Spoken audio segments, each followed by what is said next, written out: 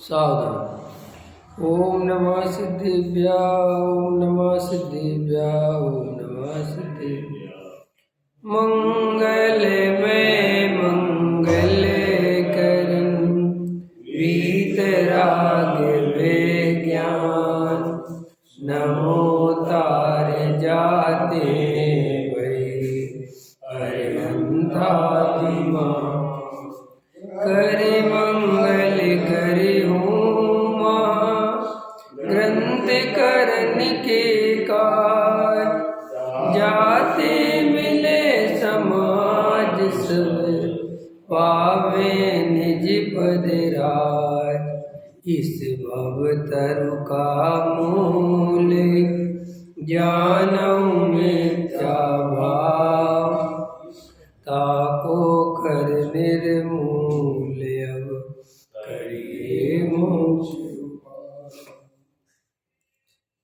मोक्ष मार्ग प्रकाशक सातवां अधिकार संवर तत्व का अन्यथा रूप। धर्म की चर्चा कर रहे थे 229 पेज पे। अब अपन को अनुप्रेक्षा पे चर्चा करनी है तथा अनित्यादि चिंतन से शरीर आदि को बुरा जान हितकारी ना जानकर उनसे उदास होना, उसका नाम अनुप्रेक्षा कहता है।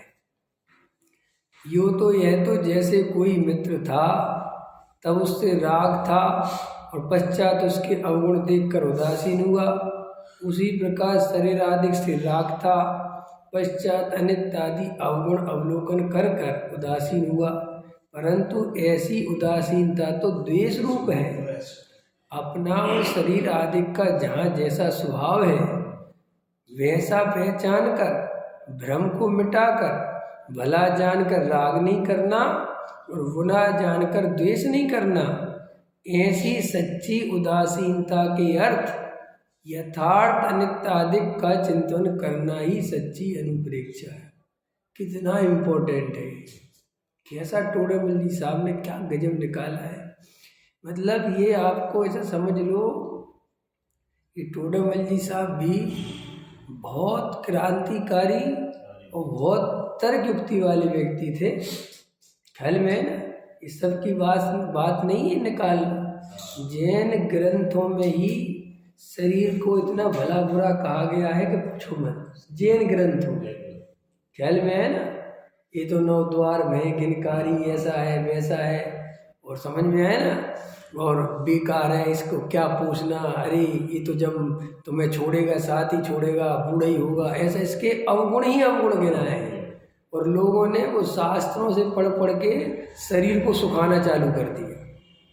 ख्याल में आया, ख्याल में शरीर को रोटी नहीं देंगे। वो श्रीमद जी का एक वाक्य मिल जाता है कि मैं आत्मा को पानी दे रहा हूँ, शरीर को पानी देना छोड़ दिया। और लोग बड़े पुरस्कार ऐसा निकाल लेते हैं तो देखो साहब हम भी शरीर सुखाएंगे। और ये टोडामल जी साहब ने इतना स्वाध्याय किया ग्रंथों का, इतना सब पढ़ा, लेकिन टोडामल जी साहब ने अपनी बुद्धि गिरवी नहीं रखी। ख्याल में है ना, अपनी बुद्धि जागृत रखी, लकीर के फकीर नहीं बने। और जो लकीर का फकीर है वास्तव में वो कभी सम्यक दृष्टि हो ही नहीं सकता। सम्यक दृष्टि तो वो ही है जो अपनी बुद्धि गिरवी नहीं रखता, शास्त्रों को पढ़ता है, शास्त्रों को मानता है, लेकिन जो सत्य हो वो ही मानता है, हर बात नहीं मानता। ख्याल में है नहीं है। लीक पर चलने वाला और लीक से हटकर चलने वाला, संसार में लीक पे चलने वाले बनी बनाई रास्ते पे चलने वाले तो बहुत हैं, लेकिन शायर सिंह और सपूत ये बने बनाए रास्तों पर नहीं चलते, ये अपना रास्ता खुद बनाते हैं। ख्याल में है कि नहीं आया। टोडामल जी साहब ने, आप जब गहराई से मोक्ष मार्ग प्रकाशक का अध्ययन करोगे तो चूंकि अब टोडामल जी 300 वर्ष पहले हुए एक बात, और बहुत बड़े पंडित विद्वान थे। ख्याल में है ना, तो टोडामल जी जो बात कहते हैं लोग शांति से मान लेते हैं घास साहब, और बहुत तो नहीं भी मानते, उनके विरोध वाले भी आज भी, ऐसी तो बात नहीं है कि सब मानते हैं। हाँ, आज भी बहुत बहुत सारे महाराज कहते ये गलत ग्रंथ है। गलत क्यों है? क्योंकि इसकी बहुत सारी बातें जैन आगमों को काट देती है कि यार वहाँ तो लगाया था, फिर तुम वो निश्चय ने और व्यवहार ने भले ही लगाते रहते हो उसको रफा दफा करने के लिए, लेकिन वास्तव में जो टोडामल जी साहब के पास दृष्टि है, जो तर्क है, जो युक्ति है जिन आगम का रहस्य निकालने की, वो युक्ति, वो दृष्टि, वो तरीका तुम्हें जैन शास्त्रों में मोक्ष मार्ग प्रकाशक के अलावा कहीं और वैसा देखने नहीं मिलेगा। अध्यात्म शास्त्र बहुत है, समय सार बहुत महान ग्रंथ है, उत्तरकाली ध्रुव भगवान आत्मा के लिए समर्पित है, लेकिन ये जो ग्रंथ है मोक्ष मार्ग प्रकाशक, ये गलतियां क्या क्या करता है जीव, उसको निकालने में इसका कोई जवाब नहीं है। बस आप में निकालने की दम होनी चाहिए, आप में कहने की दम होनी चाहिए। अब ये जो अनुप्रेक्षा का चिंतन लिखा है, अब आपको भी मैंने पढ़ाई बस है और आनंद ही आनंद, कितना रहस्य भर दिया, उसको आप बार बार पढ़ो तो आपको समझ में आएगा। पूरा जैन धर्म मानने वाले धर्म के नाम पर शरीर से चिढ़ते हैं। बोलो काहे से चिढ़ते हैं? शरीर से। शरीर को सुखाएंगे, उसको जबरदस्ती कष्ट देंगे, ख्याल में है ना, और कहते अरे शरीर को क्या पोषना, शरीर को क्या अनुकूलता देना, एक दिन तो मिट्टी में मिल जाएगा। ख्याल में है कि नहीं आया? इस सब का देखो निषेध किया टोडामल जी साहब, ये इतने वाक्य में है ये सब। तथा अनित्यादि चिंतन से, देखो ध्यान ना, अनित्यादि चिंतन समझ गए? जहाँ देह अपनी नहीं तहाँ न अपना को, ये सब अनित्यादि चिंतन। अरे साहब सब क्षणभंगुर है, ये शरीर तो मिट्टी की काया है, मिट्टी में मिल जाएगा, लकड़ी में जल जाएगा, इससे मेरा क्या नाता, ये सब क्या कहलाता है? अनित्यादि चिंतन। माने क्षणभंगुरता का बार बार विचार करता है। और क्या विचार करता है उस चिंतन से? शरीर आदि को बुरा जान के शरीर के चक्कर में मैं चार गति में घूम रहा हूँ, इसके पोषने के चक्कर में, ख्याल में इसको खिला खिला के थक गया। बुरा जान, हितकारी ना जान कर, ये मेरा काय का हितकारी है, ये तो बहुत बुरा है, उनसे उदास हो जाता है। ठीक है, उसका नाम क्या कहता है? अनुप्रेक्षा। उसे समझता है कि जो अनुप्रेक्षा है ये भावना है, अपन को तो भैया शरीर से कोई लेना देना नहीं, अपन तो देखो जी कितनी ठंड लगती रहे, मैं कभी उसका वो नहीं सोचता, अरे शरीर है मिट्टी में मिलेगा, मिल जाएगा, ख्याल में ना, ऐसा। सो यह तो जैसे कोई मित्र था, जो टोडामल जी उदाहरण क्या दिया, तथा उनसे राग था और पश्चात उसके अवगुण देखकर उदासीन हो गया। कोई मित्र था तुम्हारा, पहले उसको मरे जाते थे, और फिर किसी ने तुम्हें उसके बारे में बता दिया कि ये बिल्कुल आदमी ठीक नहीं है, विश्वासघाती है, घर में आया बहुत ठीक नहीं है, तो तुम उसको छोड़ दिया, ख्याल में है ना। तो देखो क्या लिखा टोडामल जी ने, उसी प्रकार पहले शरीर आदि से राग था और पश्चात अनित्य आदि अवगुण अवलोकन करके उदासीन हुआ, परंतु ऐसी उदासीनता तो द्वेष रूप है। देखो हमें ये समझ में नहीं आता, अरे शरीर आदि द्वेष करने जैसे कहाँ है? हम शरीर संयोग आदि कोई द्वेष करने की वस्तु थोड़ी है। जैन धर्म में द्वेष करना थोड़ी सिखाया। जैन धर्म राग का विरोधी नहीं है, जैन धर्म राग द्वेष दोनों का विरोधी है। जैन धर्म कहता है चाहे राग करो चाहे द्वेष करो, इससे कोई फर्क नहीं पड़ता, इससे मुक्ति नहीं होती। कि पहले तुम पूरे घर परिवार से राग करते थे, किसी ने समझाया सुतदारा होए न सीरी, सब स्वार्थ के है वीरी, अरे साहब कुछ नहीं लगा, और उनसे द्वेष करने लगे और उनको छोड़ के हिमालय में भग गए, आश्रम में भग गए, वहाँ रहने लग गए। और किसी ने पूछा क्या बात, अरे कुछ नहीं, सब बेकार, काहे की पत्नी काहे के बच्चे। तो ये इसको जैन धर्म कभी वैराग्य नहीं मानता, भले ही शास्त्रों में ऐसा वर्णन आ भी गया हो कि साहब समेत वो तो ठगों की टोली है, स्वार्थ की टोली है, ये बहुत बार से तुझे समझाने के लिए समझाया है कि तू थोड़ा हिल तो सही, क्या इनमें लगा हुआ है। लेकिन इसका अर्थ उसे द्वेष करना नहीं होता, ख्याल में आया ना। लेकिन आप अधिकतर देखोगे, अधिकतर त्यागी वृत्तियों को मैं देखता हूँ वे द्वेष करके बैठे हैं, शरीर आदि से द्वेष करते हैं।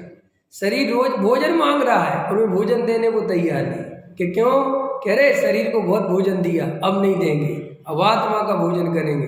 अगर आत्मा का भोजन किया होता तो शरीर का भोजन नहीं छोड़ते, घबराते क्यों? क्योंकि शरीर का भोजन अगर उसकी जरूरत है तो मुनिराज भी आहारों के लिए निकलते हैं। मुनिराज कभी ऐसा नहीं सोचते कह रहे शरीर को तो बहुत भोजन दिया, अब नहीं देंगे, अब तुम अपनी आत्मा में रमेंगे। नहीं, मुनिराज आत्मा में रमने का प्रयास करते हैं और आत्मा में नहीं रम पाते तो भोजन करने चले जाते हैं, उसमें क्या है। लेकिन मुनिराज जबरदस्ती खींचातानी बिल्कुल नहीं करते। हड्डियां निकल जाएं, बिल्कुल शरीर सूखता चला जाए धर्म के नाम पर, समझ में आया, कमजोर होता चला जाए, समझ लेना इसे धर्म समझ में ही नहीं आया है। करना तो बहुत दूर की बात है, होना तो बहुत दूर की बात है। ख्याल में देखो कितना क्या गजब लिखा टोडामल जी ने। ऐसी उदासीनता द्वेष रूप है, अपना और शरीर आदि का जहां जैसा स्वभाव है। देखो ये गजब बात कही, अपना माने आत्मा का और शरीर आदि का जहां जैसा स्वभाव है वैसा पहचान कर भ्रम को मिटा। बस भ्रम क्या है कि तू शरीर नहीं है, अपने को शरीर मानता ही भ्रम है, ये मिटा दे। शरीर को कुछ छेड़ाछाड़ी नहीं करनी है, तू शरीर का कर्ता भोक्ता नहीं है और तू अपने को कर्ता भोक्ता मानता है, इस भ्रम को मिटा दे। तू शरीर और आत्मा को एक मानता है जबकि वे दोनों भिन्न भिन्न हैं, ये भिन्न भिन्न मान ले और एक मानना छोड़ दे, ये भ्रम तोड़ दे। ख्याल में है ना।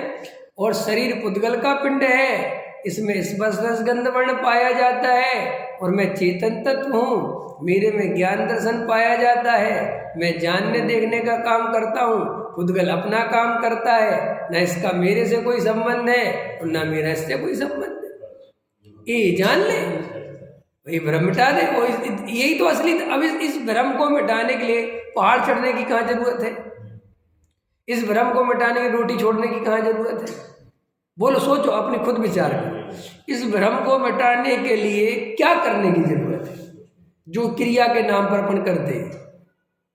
अरे इस भ्रम को मिटाने के लिए भ्रम को मिटाओ। ये टोडामल जी साहब ने लिखा है, ऐसा प्रश्न पूछा कि भ्रम छोड़ने का उपाय क्या है? तो टोडामल जी साहब ने कहा भ्रम छोड़ने का उपाय भ्रम को ही छोड़ना है, और क्या उपाय हो सकता है? अरे भ्रम जिस चीज से हुआ है, रस्सी में सांप का भ्रम हो गया। प्रश्न है, रस्सी में सांप का भ्रम हो गया, क्या करे? कैसे छोटे भ्रम कि साहब मैं पहाड़ पर चढ़ जाता हूँ, मैं साहब घर छोड़ के चला जाता हूँ, मैं 2 टाइम रोटी नहीं खाऊंगा, मैं साहब सुबह सुबह 5 बजे नहा लूंगा। अरे भाई, इससे रस्सी का सांप कैसे टूट जाएगा? जाके रस्सी को पकड़ के देख, उसके पास जाके देख, है भी रस्सी सांप के नहीं। एक बार देख ले, एक बार देख, बात खत्म हो गई। लेकिन हम वो काम नहीं करते। रस्सी है कि सांप है, वहां देख कर नहीं जाते। बस दुनिया भर में वो रस्सी और सांप का भ्रम मिटाने के लिए सबसे पूछते कर रहे। सब पंडित विद्वान, हमें सम्मेलन कब होगा पंडित जी? ख्याल में है ना? पंडित जी ये सम्मेलन क्यों नहीं होता? ख्याल में है ना? पंडित जी हमारा पूजा में मन क्यों नहीं लगता? पंडित जी हम ज्यादा स्वाध्याय नहीं कर पाते, हमारा क्षेम कम क्यों है? हमने पिछले जन्म में कौन से पाप करे थे, हम जो ऐसे हो गए? और सम्यक दर्शन क्यों नहीं होता? ये प्रश्न भी कोई सच्चा मोक्ष हो तो ही पूछे, ये भी नहीं पूछते लोग, नहीं पूछते। मुझे आज तक कोई ऐसा प्रश्न पूछने वाला नहीं मिलता जो ये पूछे कि, हालांकि अब बाहर के तो मिलते हैं लेकिन अपने यहाँ का तो नहीं मिलता। ख्याल में है ना? बाहर से तो लोग पूछते साहब आप बिल्कुल ठीक कह रहे हो, हम 20 साल से तत्व अभ्यास कर रहे हैं, वास्तव में सम्मेलन की प्राप्ति क्यों नहीं होती? ये प्रश्न सोचना चाहिए। लेकिन ये प्रश्न हमारे मन में आते ही नहीं, आते ही नहीं, और आना ही मुश्किल है। क्यों आना मुश्किल है? क्योंकि सम्यक दर्शन की तरफ हमारा ध्यान ही नहीं है। ख्याल में ना, हमारे अंतरंग में इतनी स्थिति खराब है, इतना पंथ संप्रदाय जातिवाद और वो क्रियाकांड घुसा हुआ है कि हम कुछ भी वो क्रियाकांड के खिलाफ कोई बात आ जाए, कोई ऐसी बात आ जाए जो तुम्हारे जैन धर्म में सूट ना करे, बस तुम्हें घबराहट हो जाती। तुम्हें मिथ्या दर्शन सूट कर सकता है, ख्याल में मिथ्या दर्शन में कोई दिक्कत नहीं है, लेकिन कोई ऐसी बात आ जाए जो थोड़ी शास्त्रों के खिलाफ चली जाए, परंपरा के, तो घबराहट भी चली। अरे भैया जी बात ऐसी कैसे कह रहे हैं, जी बात ऐसी कैसे कह रहे, राम राम। सम्यक दर्शन की प्राप्ति नहीं हुई, मिथ्या दर्शन बना हुआ है, तत्व विचार में उपयोग नहीं लगता।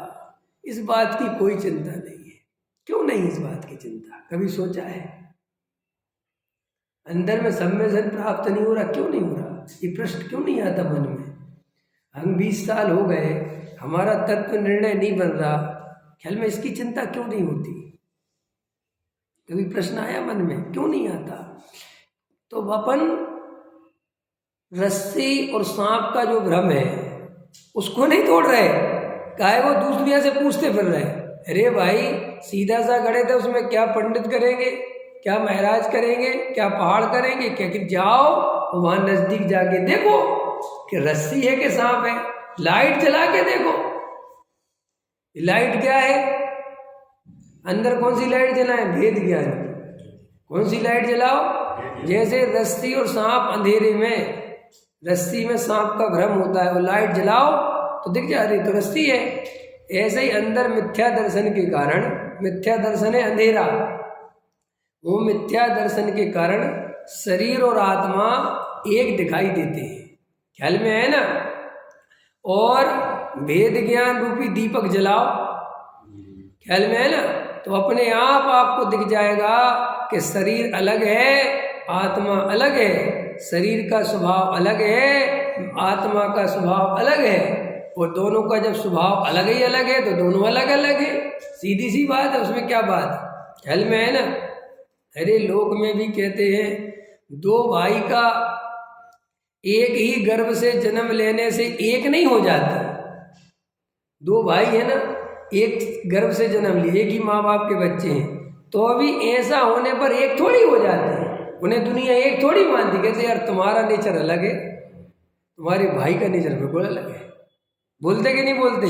तो बोलते यार पता नहीं, तो वो भी कहता है हम कहने को भाई हैं, नहीं समझ में आया, लेकिन हमारी और उसकी आपस में एक भी प्रवृत्ति नहीं मिलती। ऐसा ही है, शरीर और आत्मा देखने को एक है, देखने में एक लगते हैं, माने अलग अलग दिखाई नहीं देते, लेकिन श्री गुरु कहते हैं दोनों का स्वभाव इतना अलग अलग है, इतनी जाति अलग अलग है कि आत्मा का एक गुण पुद्गल के एक भी गुण से मैच नहीं करता, ख्याल में है कि नहीं। इसलिए कहते तुम कहाँ चक्करों में फंस कि नहीं साहब, हमें तो शरीर और आत्मा एक दिखते हैं, या शरीर और आत्मा एक दिखते हैं लेकिन वे एक है नहीं, तो हमें एक क्यों दिखते हैं? कि जैसे रस्सी सर्प नहीं है, लेकिन भ्रम के कारण रस्सी सर्प दिखती है क्योंकि अंधेरा है, रस्सी भी वैसी ही जैसे सर्प पड़ा रहता है, बिल्कुल उसी डिजाइन में उसी आकार में पड़ी है, तो भ्रम हो रहा है। ऐसे ही शरीर और आत्मा में निमित्त नैमित्तिक संबंध है, और आत्मा अमूर्तिक है, वो शरीर के अंदर रहता है और ये शरीर बाहर रहता है, और ये शरीर इंद्रियों के ज्ञान से दिखता है, और आत्मा ऐसे दिखता नहीं जैसे तू देखना चाहता है। इसलिए भ्रम होता है कि ये शरीर और आत्मा एक ही है। पकड़ में आ गई इतनी बात? तो देखो क्या गजब लिखा, अपना और शरीर आदि का जहाँ जैसा स्वभाव है वैसा पहचान कर भ्रम को मिटाकर भला जानकर राग नहीं करना।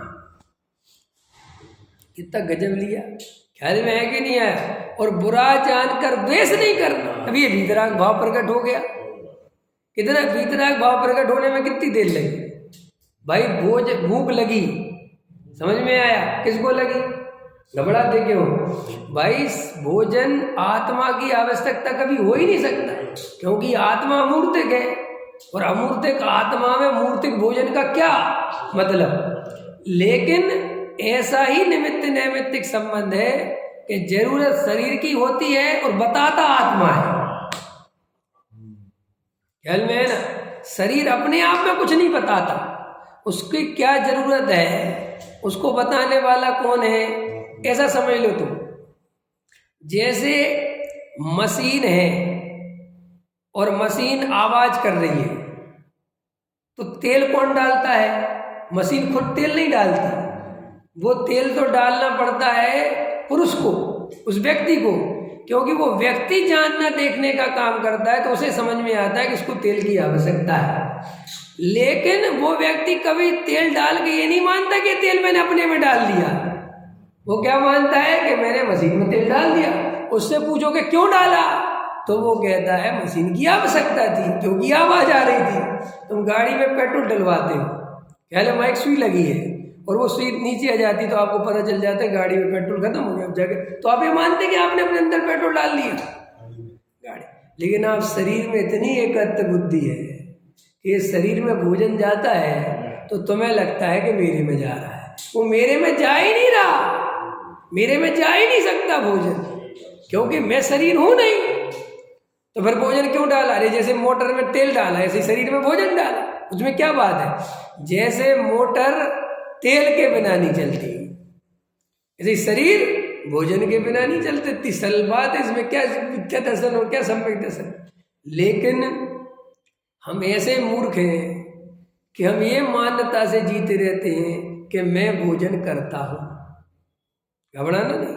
और भोजन करने से पाप लगता है, भोजन करने से क्या लगता है, इसलिए मैं भोजन का त्याग करता हूं। समझ में? अब देखना मजेदार इंजीनियर साहब, ये तीनों बातों में महामिथ्यात्व चल रहा है। मैं भोजन करता हूं, मैं भोजन करने वाला हूं, ये मिथ्या। और ये भोजन करने से पाप लगता है, ये मिथ्या। और मैं ये भोजन छोड़ता हूं, इससे धर्म होता है, ये मिथ्या। बोल। और सारी दुनिया इसी काम में लगी है। कुछ लोग करने में लगे हैं तो कुछ छोड़ने में लगे हैं। कुछ कर करके अपने को पापी मान रहे हैं और कुछ छोड़ छोड़ के अपने को धर्मात्मा मान रहे हैं। जबकि मजेदार बात यह है कि ना वे पापी हैं और ना तुम धर्मात्मा। नहीं समझ में आया? भोजन करना पाप कैसे हो सकता है भाई? नहीं समझ में आया? पाप तो ये है कि तुम शरीर के भोजन को अपना भोजन मानते हो। अगर भोजन करने से पाप लगे, समझना में, तो मुनिराज को पाप लगना चाहिए। भोजन तो मुनिराज भी करते हैं, लेकिन ऐसा शास्त्रकार कहते हैं कि मुनिराज को तो भोजन करते समय साथी से पुण्य का बंध होता है। ख्याल में है ना? उनको पाप भाव होता ही नहीं, सीधी सी बात। तो मेरा प्रश्न ये है कि मुनिराज को भोजन करने से पाप क्यों नहीं लगा? अगर पाप लगता है तो समझ में आया कि नहीं आया? इससे क्लियर हो गया, भोजन करने से पाप नहीं लगता। एकत्व करने से, ममत्व करने से, कर्तृत्व करने से मैं भोजन करने वाला हूं। और सुनो, अगर वो मुनि मिथ्या दृष्टि हो और ऐसा माने कि मैं भोजन करता हूं तो पापी है। डरते क्यों? क्योंकि मिथ्यात से बड़ा कोई पाप दुनिया में नहीं है। मिथ्यात पाप का बाप है। ये पाप का बाप क्यों कहते पता है?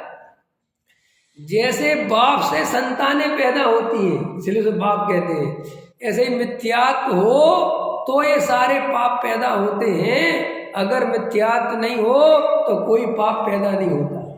इसलिए मिथ्यात पाप का बाप है। पकड़ में आया कि नहीं आया? तो मुनिराज मिथ्या दृष्टि हो और ऐसा माने कि मैं भोजन करता हूं, अथवा ऐसा माने कि मैं भोजन छोड़ दिया, 8 दिन से भोजन नहीं किया, 8 दिन से मैं आहार लेने नहीं गया, पड़गहान के लिए नहीं निकला, क्यों? तो क्या होगा? क्या होगा? मिथ्या दर्शन होगा। मिथ्या दर्शन से बड़ा कोई पाप, लेकिन तुम्हारी नजर में मिथ्या दर्शन पाप ही नहीं है। तुम्हें मिथ्या दर्शन पाप ही नहीं लगता। हम सबको सही बात बताओ, मिथ्या दर्शन पाप लगता है? बताओ। आपके 24 घंटे अगर मिथ्या दर्शन चल रहा है और सम्यक दर्शन नहीं है तो मिथ्या दर्शन चल ही रहा है, सीधा सा गणित है। तो बताओ मिथ्या दर्शन चल रहा है तो आप पापी हो के नहीं? प्रश्न है मेरा। हाँ बिल्कुल हरिवंश जी बहुत अच्छा। लग तो नहीं रहा, क्यों नहीं लग रहा? और अगर आलू खा लो तो लगेगा। समझ में आया कि नहीं आया? कल देवेंद्र जी ने पूछा होगा इनको, मुझसे ही पूछ लिया करो डायरेक्ट जो पूछना हो। मैं कोई हिटलर आदमी थोड़ी हूँ, हिटलर के सामने नहीं बोल सकती। कई लोग हिटलर हैं धर्म के नाम पर। मैं इतना सरल आदमी हूँ, तुम्हारे मन में जो आए वो पूछा करो। जो तुम्हें लगे कि साहब ये बात हमें नहीं जम रही, मैं जवाब दूंगा। कोई डरने की बात थोड़ी ही है। और हमारे और आप और हम तो वैसे ही ज़्यादा भेद है नहीं, ख्याल में आया कि नहीं? मित्रवत है। और मैं कोई ब्रह्मचारी त्यागी वृत्ति तो होने के डरो, ख्याल में है ना? आप तो पूछो जो पूछना है। देखो प्रश्न आया, कल मैंने कहा होगा कि साहब आलू खाने की तो चिंता है, मैंने आलू नहीं खाए, लेकिन तुम्हारा संगी पंचेंद्री मनुष्य के साथ कैसा व्यवहार है ये तुम्हें चिंता नहीं है। तो मन में प्रश्न आया, देवेंद्र जी ऐसे में तो सब आलू खाने लगेंगे, क्या हम लोग आलू खाए जमीकंद खाने लगे जाए? क्योंकि आपने कह दिया जमीकंद में होता क्या, कोई उनने को दिया जी बचा थोड़ी सकते हो तुम। अब उसमें प्रश्न है, पहले तो ये प्रश्न है कि हमें लोगों की इतनी चिंता क्यों सताती है? कौन से लोग हैं वे? उन लोगों में मैं हूं कि नहीं? पहले अपनी काउंटिंग करो। तो मेरी जो कल मैंने बात कही उसमें अपने बारे में सोचो कि मुझे कहीं आलू खाने का भाव तो नहीं आया। लोगों की तो अपन बाद में चर्चा करेंगे। और अगर मुझे ही आलू खाने का भाव आया तो क्यों आया? इसका मतलब है कि कोई दो चार तर्क दे देगा तो मैं तो खा लूंगा, अंत हो जाए। माने वो आपका सारा जो त्याग व्रत है वो तो दो कौड़ी का है। अरे मैं तो अभी कल कम बोला आलू के बारे में, ना के बराबर। अभी मैं ढंग से बोल दूं आज आलू के बारे में, अब आज बोल ही देता हूँ, सुन लो। अब फिर जिसको खाना हो खा लेना। अरे डरो तुम, कोई की फिर कोई कल चक्कर पाल दो, अपनी लिया करो। हाँ सुनो, आलू के बारे में अच्छे से बता दूं और जाके पूछ लेना जो पढ़े लिखे हो तुम्हारी नजर में। आलू जो है ना, वो जो लौकी है, जब घबराना नहीं, अब थोड़ी खतरनाक। आलू खाना और लौकी खाना एक जैसा है। अब कहोगे ये बात हमें नहीं समझ में आई, तुम्हें समझ में आएगी भी नहीं अभी, क्योंकि तुम्हारी पढ़ाई इतनी है नहीं। जैन धर्म जो सूक्ष्म दर्शन है वो ये कहता है कि जो लौकी है या जितने भी ये तुम्हारी हरी है, तोरी है, लौकी है, अमरूद है, जो भी है, वो ये कहता है जब तक ये पूर्णता को प्राप्त ना हो जाए। जैसे लौकी है वो पेड़ पे लगी हुई है, वो जिसको जितना बढ़ना है वो पूरी ना बढ़ जाए। और जैसे तुम लोग कहते हो पकी हुई लौकी कहते हो, जो तुम्हें बिल्कुल अच्छी लगती, तुम कहते हो छोटी छोटी दो कचिया, वो कचिया है आलू। क्योंकि जब वनस्पति की चर्चा जिनागम में आई तो वो ऐसे आई कि साधारण वनस्पति और प्रत्येक वनस्पति, ये दो वनस्पतियों की चर्चा है। तो वो कहते हैं जो जमीकंद है वो है साधारण वनस्पति। क्या है वो? साधारण वनस्पति। उसे कहते हैं जिसके आश्रय से अनंत निगोदिया जीव रहते हैं, वो साधारण वनस्पति कहते हैं। ठीक है, जिसका शरीर एक होता है उसके आश्रय से अनंत निगोदिया जीव रहते हैं, उसे को क्या कहते हैं? साधारण वनस्पति। और एक होता है प्रत्येक वनस्पति। प्रत्येक वनस्पति में अनंत जीव नहीं रहते, एक जीव बचता है। लेकिन उसकी प्रोसेस जो है वो ये है कि पहले जो भी पैदा होता है, अधिकतर चीजें, सब तो नहीं लेकिन अधिकतर, फल वगैरह नहीं, लेकिन ये लौकी है, तोरी है, अमरूद है, इस टाइप की जो चीजें हैं, ये पहले साधारण वनस्पति ही होती है। पहले जब ये पेड़ पर पैदा होती है तब होती है साधारण वनस्पति। और जब तक ये कच्ची रहती है ये तब तक साधारण वनस्पति ही रहती है। और जब ये पूरी तरह पक जाती है, वो लौकी पूरा अपना जितना उसको पकना चाहिए, जिससे तुम्हें वो कड़वी लगती है, जब उसमें स्वाद नहीं बचता, इसलिए आपको कच्ची तोरी कच्ची जितनी भी हरी सब्जियां वो कैसी अच्छी लगती हैं? कच्ची। अगर वो पक जाए, करेला पूरी तरह पके तो तुम्हें फिर अच्छा, अब समझ में आ गया। तो वो जब तक साधारण वनस्पति रहता है तब तक तो वो पेड़ से टूट जाता है, तब तक क्या होता है? टूट जाता है। और उनकी तोड़ना मजबूरी है, क्योंकि अगर पूरा पकना देंगे तो तुम ही नहीं लोगे। ख्याल में तुमको हमें नहीं चाहिए, हमें तो वो छोटी चाहिए। वो जैन धर्म कहता है कि वो जब तक छोटी है वो आलू के जैसी है, वो साधारण वनस्पति ही है। ख्याल में आया कि नहीं आया? और उसको खाना आलू जैसा ही है।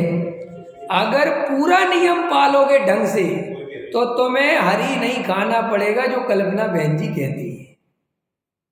असली चरणान योग बताती है कल्पना बहन जी, जो तुम्हारी बिल्कुल जिंदगी खतरे में आ जाती है।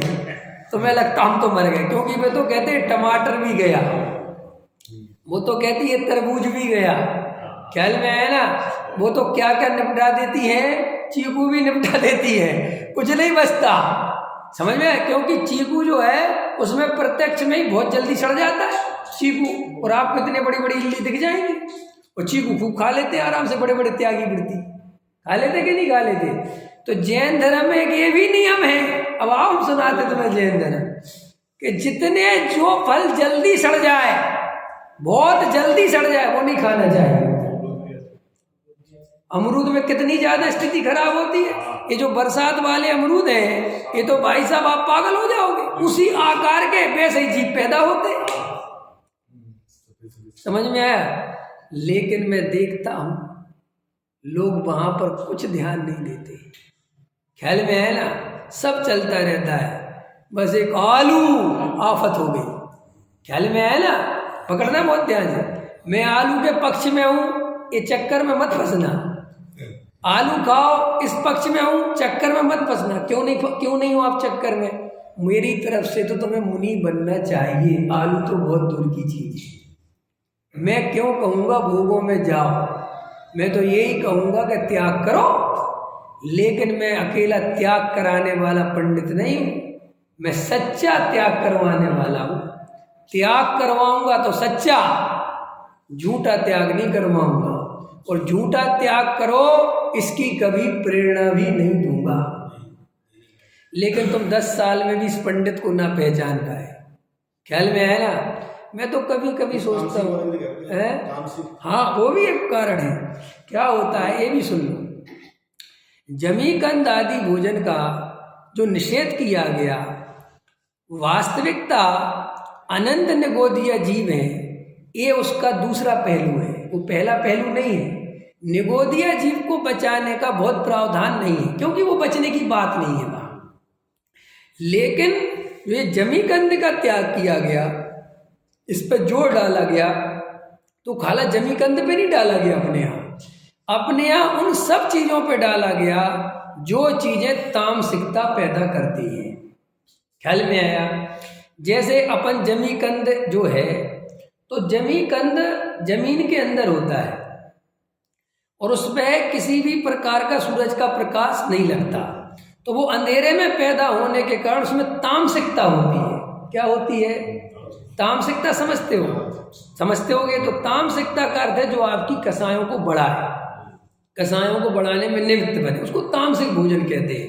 तो खाली हमारे यहाँ हर चीज जो तामसिकता पैदा करती है उस भोजन का निषेध किया गया कि इसको मत खाओ।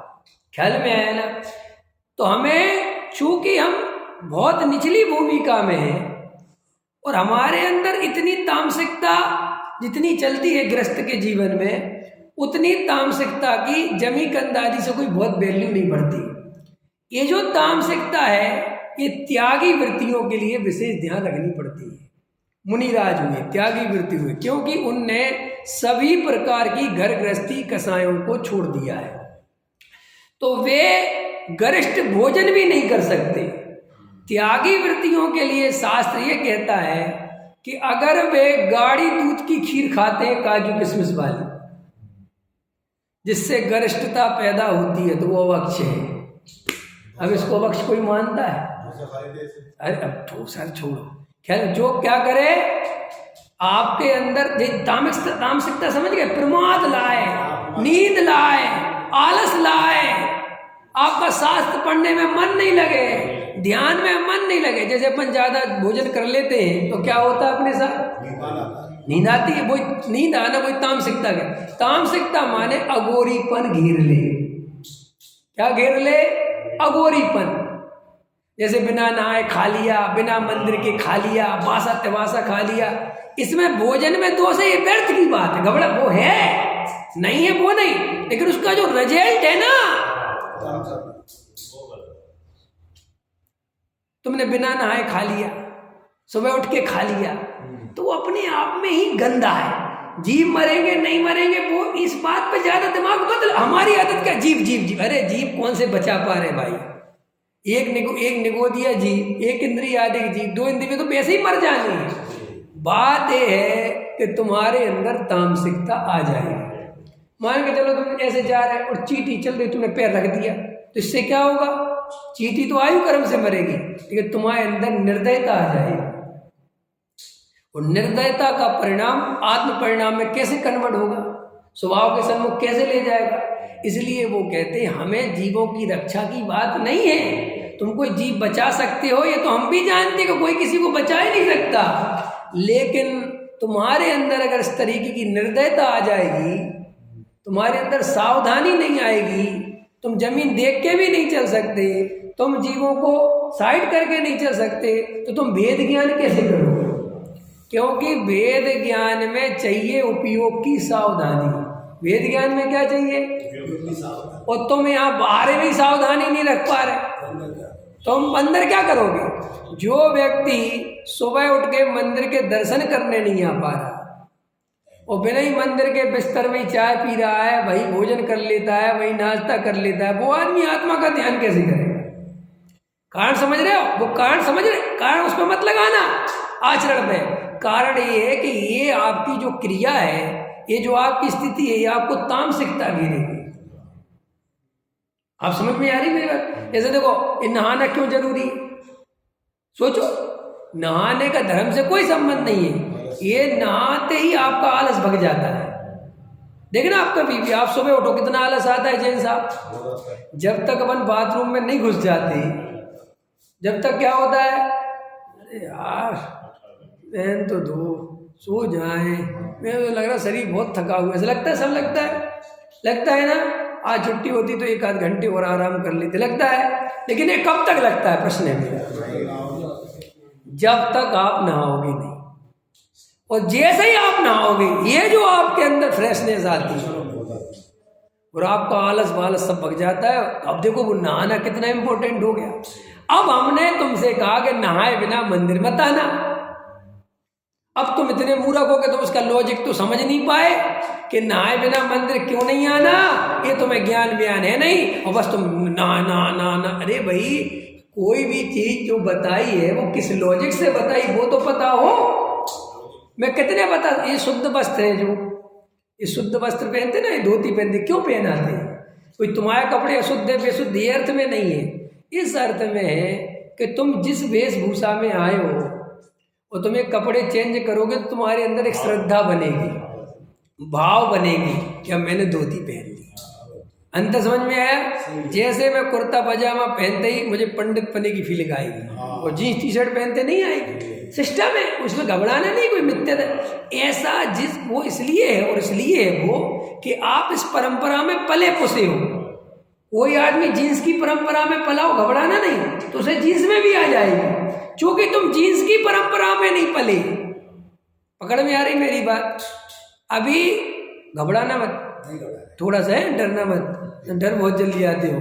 जैसे कोई हिंदू हो, उसके यहाँ धोती पहन के जल चढ़ाने की परंपरा नहीं है। उसके यहाँ तो जो कपड़े पहने, नहाया धोया, लेकिन लोटे को बहुत साफ करता है। वहाँ लोटे को साफ करने की परंपरा बहुत है, तो उसका लोटा साफ होना चाहिए बस, और जल साफ होना चाहिए। वो क्या दो चीजें देखता है? लोटा और जल, और उसमें तुलसी के पत्ते होने चाहिए। उसकी जो क्रिया है, जो उसे जन्म से सिखाई गई। तो अगर उसको तुम लोटा ऐसा ही दे दोगे ना, तो उसको मजा नहीं आएगा। अब ये कहोगे लोटे से क्या संबंध है? संबंध किसी से चीज के नहीं है, संबंध है आपके अंदर जो संस्कार परंपरा के कारण चले जाते हैं, संबंध उससे बन जाते हैं। क्रियाकांड का और कोई विशेष महत्व तो नहीं है। आप जिस परंपरा में पले पुसे हो, जैसे अभी देखो हमारे अंदर आलू का संस्कार चला गया, जमीकंद का बहुत संस्कार चला गया, तो देखो हम बाकी की चीजों में कुछ नहीं हमें जाता, लेकिन गलती से आलू का टुकड़ा भी दिख जाए और आलू का टुकड़ा अगर मुंह में और चले तो उल्टी हो जाए, जबकि अमरूद खा के उल्टी नहीं हुई, सड़ा हुआ था। समझ में आ गया? चीकू खा के उल्टी नहीं, जबकि सड़ा हुआ था, लेकिन किसी ने कह दिया इसमें तो आलू था, तो लोगों के तो गले से उल्टी हो जाए, आलू मर गए। अब यार ये समझ में नहीं आया, आलू खाने से उल्टी होती तो सबको हो जानी चाहिए दुनिया में, लेकिन सबको तो नहीं होती। लेकिन तुम्हें बहुत गहराई में तुम्हारी मान्यता घुस गई कि आलू नहीं खाना किसी के। अब वो पकड़ में आ रहे सब मनोविज्ञान। अब वही जो जल चढ़ाने जाता है वो जीन्स पे जाएगा और शंकर जी को जल चढ़ा दे, और उसकी भावना में कोई कमी नहीं आई, घबराना मत, उसकी पवित्रता में कोई कमी नहीं आएगी, वो बिल्कुल सही चढ़ाएगा। लेकिन तुम जीन्स पहन के भगवान का अभिषेक करो, तुम पे होगा ही नहीं। इसलिए नहीं कि तुम्हारे यहाँ बहुत तुम पवित्र हो, यही तुम्हारे यहाँ इस परंपरा को मान्यता नहीं दी गई, और जिस परंपरा को जो मान्यता नहीं दी गई वो तुम बर्दाश्त नहीं करते, इतना सा कारण है। इसलिए जहाँ स्त्रियां अभिषेक करती हैं वहाँ करती हैं, वहाँ कुछ नहीं होता, और जहाँ स्त्रियां अभिषेक नहीं करती और वहाँ स्त्रियां जरा सी प्रतिमा के पास खड़ी हो जाए तो तुम्हारा धर्म चालू हो जाता है, तुम्हारे सारे जीवन में अधर्म फैल जाता है। तुम्हें क्या लगता है कि हमारा धर्म बहुत बड़ा और छिट्टे का चक्कर नहीं है, ये सब आपके संस्कार हैं। अब बाहुबली में जाओ, 20 बनती है, वे सब चंदन लगाते हैं और तुम्हें चंदन देख के घबराहट हो जाती है, तुम्हें चंदन देख के ऐसा लगता है जैसे भूत चिपक गया उस प्रतिमा में। समझ में आया कि नहीं आया? दर्शन ही नहीं करते। अब तुम क्या सोचते हो कि तुम बहुत बड़े भगत हो? भगत का कोई लेना देना नहीं इन बातों से। तुम्हें ये संस्कार डाला गया, ये चीज सिखाई गई कि जिस प्रतिमा में चंदन लगा हो वो पूजनीय हो। नहीं भाई, डाल दिया बचपन से, बात खत्म, घुस गया वो बात। उसमें कुछ प्रतिमा का कोई आकार थोड़ी बदल गया, कोई प्रतिमा में कुछ हो थोड़ी गया। और कभी कभी तो चंदन लगा रहता और नहीं दिखता तो खूब अच्छे से दर्शन हो जाते। ऐसा भी होता रमेश जी, बहुत अच्छे से दर्शन कर लिए, बहुत भावों से, और फिर देखा चंदन, मर गए रे। और क्या मर गए? ख्याल में आए ना, अरे चंदन लगाता है भगवान, ये ऐसी जीव की दशा है। मैं अपना दर्शन वापस लेता हूँ, ले ले वापस।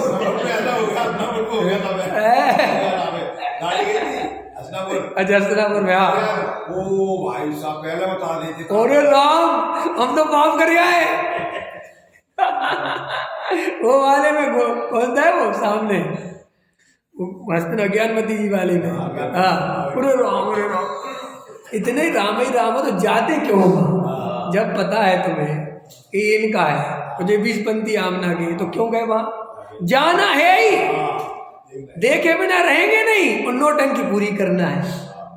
अब समझ में आ गई ये चौचलेबाजी। अब लोग कहते हैं आप इन बातों पे क्यों बोलते हो? मुझे इसलिए बोलना पड़ रहा है इन बातों पे कि कोई बोलता ही नहीं, सब तुम्हें मूर्ख बनाते रहते हो, तुम बनते हो, तुम खुश, और तुम उन्हीं पंडितों से राजी हो जो तुम्हें रात और दिन ऊँट बिलैया ले गो, हाँ जी कहिए। समझ में आ गया? ये तुम्हें आदत पड़ गई, तुम्हें कोई कारण नहीं समझा पाता। नहीं 20 पंथी मत जाना, वहां मत जाइए, हाँ बिल्कुल सही। क्यों? क्योंकि यही तुम्हारा संस्कार है, तुम्हें यही सिखाया गया, और वही बात पंडित जी कह रहे हैं, वो मैचिंग कर जाती है। तुम कहते बिल्कुल ठीक, ये पंडित हमारे मतलब का है। वो कोई पंडित मेरे जैसा मिल जाए जो कहे चले जाना, कुछ नहीं होता, ये तो सब भ्रष्ट कर देगा। पहले भ्रष्ट का अर्थ क्या होता है ये बता। भ्रष्ट कर देगा कर, आज तक दुनिया भ्रष्ट हुई क्योंकि दुनिया पहले से भ्रष्ट है। भ्रष्ट कर क्या दूंगा ख्याल में, और तुम जिसे भ्रष्ट समझते हो वो तो 2 कौड़ी का भ्रष्ट बना है। मैं ये कहता हूँ कभी कभी ऐसी भक्ति, ऐसी पूजा, ऐसा स्वाध्याय, ऐसा त्याग क्या काम का जो मेरे तर्कों से हार जाए। इसका मतलब मेरे तर्क बलवान है तो तुम्हारा शास्त्र कमजोर है। जो 2 तर्क देता हूं तुम्हारा शास्त्र गिरने को हो जाता है। ऐसा शास्त्र मानना चाहिए तुम्हें है। 2 बातें कहता हूं मैं, तुम घबरा जाते हो। घबरा क्यों जाते हो? तुम्हारा हमने आलू के बताया कुछ नहीं होता, और तुम्हें आलू खाने का मन करने लगे तो सोचा करो कि मैं कितना कच्चा त्याग है मेरा, ये विचार करो। उल्टा तुम्हें तो परीक्षा देनी चाहिए पल पल के। पंडित जी बोलो इसके खिलाफ, मैं भी तो देखूं मेरे अंदर कहाँ तक क्या भरा पड़ा हुआ है। नहीं समझ में आया? कुछ नहीं रखा इन बातों में भैया। ये मैंने थोड़ी सी व्याख्या कर दी, आप अपना बहुत लगा लेना, मैं कहाँ तक करूं। मैं ये सब मैं आप लोगों से पता क्यों कहता हूँ कि यार मैं इतनी व्याख्या ये पीछे कर चुका हूँ, आप उनसे थोड़ा कोऑर्डिनेशन बैठा लिया करोगे कि सभी प्राय से कह रहे हैं। अब मैं कभी कभी फिलो में बोल जाता हूँ कोई बात, तो फिलो में बोल जाता हूँ, उसका अर्थ ये नहीं है कि मैं उस अर्थ में कह रहा हूँ कि तुम स्वच्छंदी हो जाओ, पापी हो जाओ, जमी गंद खाने लगो, उस अर्थ में तो कह ही नहीं रहा। और मैं जिस अर्थ में कह रहा हूँ वो अर्थ तुम समझ लिया करो, क्योंकि तुम 10 साल से सुन रहे हो, तो तुम्हें 10 साल से सुनने में इतना तो पता चल गया होगा कि किस अभिप्राय से क्या बात कहते हैं। देखो भाई, जब तक मैं तुम्हें थोड़ी सी सुई नहीं चुभाऊंगा ना, तब तक तुम्हें फर्क नहीं पड़ेगा। और सुई चुभाते तुम घबरा जाते हो। जब मैं ऐसा बोलूंगा कि क्या होता है तुम्हारे आलू छोड़ने से, तो मनुष्य के साथ तो व्यवहार अच्छा नहीं करते, तो ये बात इस ढंग से ही बोलनी पड़ेगी, तब तुम्हें वो चुभेगी। और मैं अगर ऐसे बोलूंगा कि ये तो बहुत अच्छी बात है, आप जमी कंद नहीं खाते, ये तो आपका प्रशंसा की योग्य कार्य है, आप सच्चे मुमुक्षु हो। अरे हमारे मुमुक्षु भाई तो भैया जमी कंद को हाथ नहीं लगाते, बहुत अच्छे हमारे मुमुक्षु भाई। लेकिन भैया अपना मनुष्यों के साथ भी थोड़ा व्यवहार सुधारो भैया, ब्याज का पैसा लेना बंद करो। कुछ नहीं है, लोरी है, तुम सोओगे, तुम्हें इससे कोई ब्याज लेना नहीं छोड़ोगे तुम, इससे कोई सुधरने वाले नहीं, क्योंकि तो लोरी है, उसने पहले ही तुम्हारी पीठ थपथपा दी। ऐसा समझ लो तुम। एक बच्चा आया, बहुत अच्छा पढ़ते तुम, वेरी गुड, बहुत अच्छा, इतनी तो तारीफ कर दी पहले उसकी, और मैं क्या थोड़ा यार गलती मत किया कर, सुधार लिया कर। वो तारीफ में इतना भूल गया कि उसको आगे की लाइन तो सुनाई नहीं दी। इस सबरे पंडित ऐसे ही पढ़ा रहे हैं देवेंद्र जी, और इन्हें पंडितों से पढ़ने की आदत पड़ गई है, सब बड़े वात्सल्य भाव से पढ़ाते हैं, और मैं थोड़ा खतरनाक भाव से पढ़ाता हूँ। लेकिन वो खतरनाक भाव भी तुम्हें सुधारने के लिए है। जो शिक्षक कठोर होता है वास्तव में वही शिक्षक सही शिक्षा देता है, उसी की याद रहती है शिक्षा, सबकी भूल। याद रखना, तुम्हारे जीवन में पढ़ते होगे जो कठोर शिक्षक रहा होगा उसी का होमवर्क तुम्हें याद रहा होगा। याद है? आज भी पढ़े थे? याद है? मुझे एक ठाकुर माँ साहब पढ़ाता था, उसका नाम आज भी नहीं भूलते हम, और उसके द्वारा सिखाई गई मैथ्स आज भी नहीं निकलती दिमाग से, क्योंकि वो ऐसा था कि भाई साहब उसकी गाड़ी की आवाज़ कपा देती थी। समझ में आया कि नहीं? आ गया? छोटे पेड़ भाई आते थे। हाँ, हमारा भी तीसरा होता था। ख्याल में आया ना? अकड़ में आई कि नहीं है? अब कोई कहे वो ठाकुर माँ साहब बोला, अरे भाई असली तो वही था। ये वहाँ की जो प्रेम से पढ़ाते हैं उनका तो ध्यान भी नहीं है। ऐसे ही तुम्हें ये जो लोरियाँ सुनाई जा रही हैं, तुम बहुत अच्छे हो और स्वाध्याय में बैठते हो, बहुत बढ़िया लोरियाँ हैं, और तुम ऐसी लोरियाँ सुनते सुनते सोना चाहते हो। और जैसे ही मैं तुम्हें डिस्टर्ब करता हूँ तो मुझे मेरे ऊपर आरोप लगाते हो, ये तो सबको स्वच्छंदी कर देगा, ये तो पापी कर देंगे, ऐसे में तो सभी कर। अरे भैया कौन स्वच्छंदी हो रहा? एक आदमी ले आओ मुझे जो स्वच्छंदी हो गया, ले आओ। डॉक्टर साहब कहते थे, डॉक्टर साहब पे भी आरोप लगते रहे, वो तो लगते ही हैं। हमेशा जो सत्य बोलने वाला होता है उस पे दुनिया आरोप जरूर लगाती है, ये पक्का है, क्योंकि दुनिया को वो बातें बर्दाश्त नहीं होती, घबराहट होती है कि यार क्या क्या बोले जा रहे हैं, ऐसे में क्या होगा। दूसरी बात, मेरी बातें उन लोगों को कभी समझ में नहीं आएंगी, ये मुझे अच्छे से पता है, न वो कभी उस हृदय से समझ पाएंगे जो जीव अभी पक्षपात लेके बैठे हैं, जो जीव शास्त्रों के गुलाम हैं, पंडितों के गुलाम हैं, जो जीव लकीर के फकीर हैं, जिनके पास अपनी बुद्धि नहीं है, जो उधार बुद्धि से चलते हैं, दूसरों के द्वारा बताए हुए चलते हैं, अपना विवेक अपना विचार खुद नहीं रखते, वे कभी मेरी बात नहीं समझ पाएंगे। जो अभी पंथ संप्रदाय से घिरे हुए हैं, जरा सी कोई जैन धर्म के शास्त्र के खिलाफ कोई बात आ जाए तो उनको घबराहट बेचैनी होने लगती है, वो कभी मेरी बात नहीं समझ पाएंगे। अरे भाई सब शास्त्र सच्चे नहीं हैं, घबराते क्यों हो? सब शास्त्रों में जो लिखा है वो सच्चा नहीं है, कभी कभी वो द्रव्य क्षेत्र काल भाव के अनुसार बदल जाता है, उसकी जरूरत नहीं रह जाती, वो शास्त्रों में लिखा हुआ है। अब पंचोदंबर फल है, अब आज उनकी उपयोगिता खत्म हो गई, वे है ही नहीं। जो पंचोदंबर फल हैं अब उनका क्या बचा? ख्याल में आया? कुछ नहीं बचा। अब आप देखोगे कि पंचोदंबर फल की कोई मतलब ही नहीं रह जाता। अब वो पढ़ाए जा रहे हो तुम, अब इसलिए पढ़ाया जा रहा है कि शास्त्रों में लिखा है, लेकिन भाई वो अपडेट नहीं है, उसकी जरूरत नहीं। ख्याल में है कि नहीं? ऐसे ही आपको हर क्रिया कांड के पीछे सोचना चाहिए कि यार ये बात अब वर्तमान में लागू होगी भी कि नहीं होगी, ये चीज बनेगी भी कि नहीं बनेगी। समझ में आया कि नहीं आया? अब मैं नहीं पे बोल देता हूँ तो सबको बुरा लगता है, वो कहते ये बातें क्यों बोलते, तो तुम्हें सच्चाई नहीं बताऊं, तो मैं अंधेरे में रखूं, तुम्हारी लकीर का फकीर बनाता रहूं तुम्हें कि नहीं नहीं पंचोदंबर फल मत खाना, न है न लेना नहीं लेना। तुम भी कहो नहीं खाएंगे जी, कौन नहीं खाएगा, कौन बता रहा है, और वे है कहाँ? और मैं इस पर भाषण दूं आधा घंटा व्यर्थ का, जो है ही नहीं। पानी छान कर पियो, पानी छान कर पियो, जितनी ताकत तुम पानी छान कर पीने में लगाते हो, इसकी जगह ये ताकत लगाओ कि भेद ज्ञान करो, आत्म ध्यान करो, तो ज्यादा काम की। जितनी ताकत तुम इन कामों में लगाते हो, इस सारे अधिकतर त्यागी ब्रह्मचारी क्रिया कांड में ताकत लगाते हैं। ख्याल में है ना? ब्रह्मचारी व्रत लो, ब्रह्मचारी क्या ब्रह्मचारी व्रत ले, ब्रह्मचारी व्रत लो। कभी भी किसी को ब्रह्मचारी व्रत लो, ब्रह्मचारी व्रत, ये प्रेरणा नहीं देनी चाहिए। हमेशा ये प्रेरणा देनी चाहिए कि भैया वस्तु का स्वरूप समझो, नई योगा को तो खूब स्वाध्याय करो, तत्व विचार करो, भेद ज्ञान करो, और फिर तुम्हें अंदर से भाव बने 2-5 साल में कि मुझे निर्वृत्ति लेनी है, तो अभी पहले एकदम से ब्रह्मचारी फिर भी नहीं लेना है, क्योंकि भावों की कोई स्थिति पता नहीं चलती। 2-4 साल बाद ऐसे ही चुपचाप अभ्यास करो। समझ में आया? वर्तमान काल में तो जो उदय है अपन को, देखो इतिहास का तो मैं कुछ कह नहीं सकता क्योंकि मैं तब था नहीं वहां, लेकिन वर्तमान का मैं बोलने का पूरा अधिकार रखता हूँ। इतिहास समझ में आ रही मैं क्या कहना चाहता हूँ? जयसेन आचार्य जिनसेन कौन थे, जिनने 9 वर्ष की 10 वर्ष की उम्र में दीक्षा ले ली थी, कुंद ने ले ली थी। मैं उस समय तो था नहीं, और वे कैसे जीवते वो मुझे पता नहीं, घबराना नहीं। लेकिन मैं वर्तमान में अपने अनुभव से कहता हूँ, ब्रह्मचर्य व्रत जो है उसका अभ्यास भले ही करते रहो, लेकिन ब्रह्मचर्य की घोषणा कम से कम 35 साल की उम्र में जाके करनी चाहिए, जब बिल्कुल पक जाओ, देख लो। समझ में आया ना? क्योंकि भैया अंदर का कुछ अगर खबर है। और अभी वर्तमान में क्या चलता है, चाहे जिसको बेचारा कोई सज्जन लड़के आए, लड़कियां आई, बच्चे आए, वही पाठशाला में आना चालू कर दिया, और तुमने उनको बहला फुसलाकर, चने के पेड़ पर चढ़ाकर, संसार का डर दिखाकर जबरदस्ती उनको ब्रह्मचारी की ओर मोड़ दिया।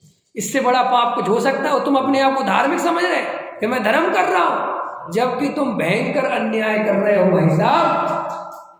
एक बच्चे के साथ तुम खिलवाड़ कर रहे हो, उसके जीवन के साथ, क्योंकि धर्म स्वतंत्रता से करने वाली चीज है। धर्म में पराधीनता नहीं है, लादा नहीं जा सकता कि मैं ब्रह्मचारी बन गया तू भी बन जाए, ऐसे नहीं होता। अरे मेरी मैं जानू, तू तेरी जान।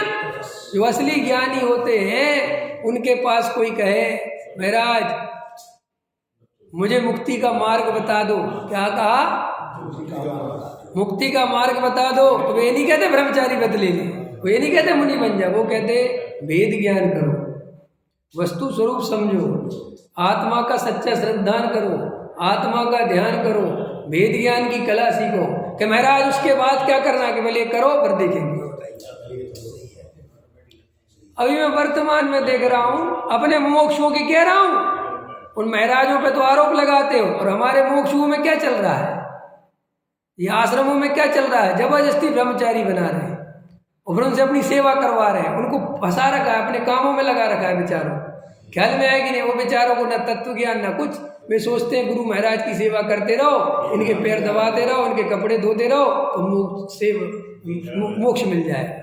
तो वही जनता तो महाराजों के साथ करती है कि पैर दबा, उनका विरोध करते और अपने यहाँ पे वही करवाते हो, तो इसका अपने को बड़ा ज्ञानी समझते हो। अरे भाई, इन सब का विचार करना चाहिए कि अगर हमारे जीवन में तत्व ज्ञान नहीं है, इसलिए मैं कहता हूँ पानी छानने की शिक्षा बाद में, वेद ज्ञान की शिक्षा पहले।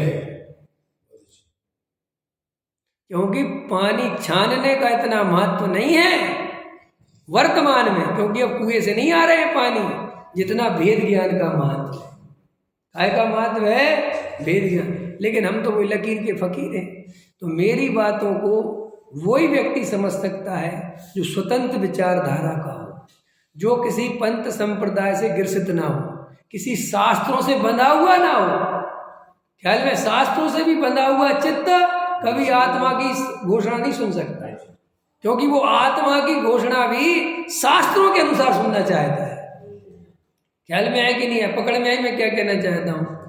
मेरी बात है तो जो व्यक्ति ईमानदार होगा, जो सच्चा आत्मा का प्रेमी होगा, जिसे आत्म कल्याण की सच्ची भावना होगी, जिसे परंपरा पंथ संप्रदाय से कोई लेना देना नहीं, केवल तत्व सुनना चाहता हो और उसे अपनी बुराई सुनने में भी डर ना लगे, अपने दोष बताने में सुनने में डर ना लगे, और उसके अंदर कोई कमी चल रही हो तो ईमानदारी से बता सके कि पंडित जी आपने जो ये बात कही थी आज, ये मेरे अंदर भाव आ गया। मैं बताऊंगा क्यों आ गया। अगर वो भाव आ गया, वो इस बात की निशानी है कि तुमने किसी डर के कारण, किसी परंपरा के कारण अभिप्राय में वो वासना दबा रखी है और उसे प्रकट नहीं होने देती। और जैसे कोई मेरे जैसा स्वतंत्रता की घोषणा करने वाला व्यक्ति मिलता है, सो वो तुम्हें उभर के आने लगती, वो उभर के आती है तो वो लगता कि जी क्या हो रहा, तो तुम्हें लगता है इस पंडित जी के चक्कर में स्वच्छंदी हो रहे। तुम स्वच्छंदी नहीं हो रहे, तुम स्वतंत्र हो रहे और अपने अंदर की असलियत पहचान रहे हो, जिसे तुम स्वच्छंदी नाम दे रहे हो। क्योंकि वासनाओं को दबाने से मोक्ष नहीं मिलता, स्वर्ग भी नहीं मिलता। ख्याल में है ना? सीधा वो ही मिलता है जिसके चक्कर में तुमने त्याग किया है।